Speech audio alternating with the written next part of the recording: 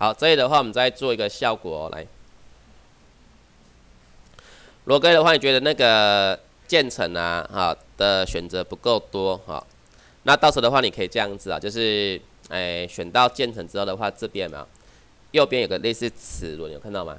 好，点到它，所以这边是跟刚那个这边很像，所以说你可以再从下面增加啊，比如说现在假设我选的是这种粉蜡笔，好记得啊，不要取代加入，可以吗？好，加入就好了，好，它就会增加出来了，可以吗？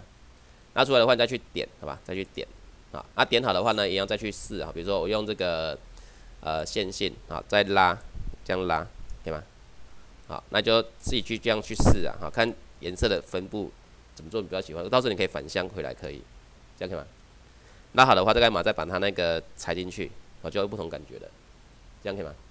好，所以你说它其实这边的话，其实还有很多风格啊，可以试试看。或到时候我要做的是这种比较偏亮亮的光谱的，它就会帮你再增加一些调好的颜色，这样可以吗？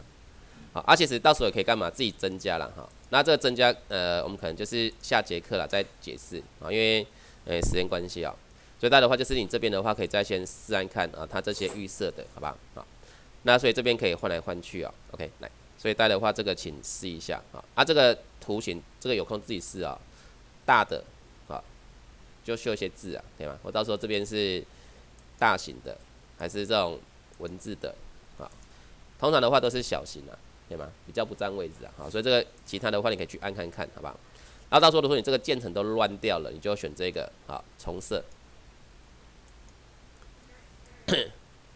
啊，这个不用存，不用存。好，来说到时候你这个如果说你都不要，你要变成预设值，比如说你载太多，你知道吗？好，有时候找太久了，那就是把这边的话可以重设掉，好吧？好，那所以带的话就这个就请各位试一下，好，比如现在选的是金属，对吗？加入，好吧？那再点，好，再刷看看，对吗？好，就不同感觉了，对吗？好，来。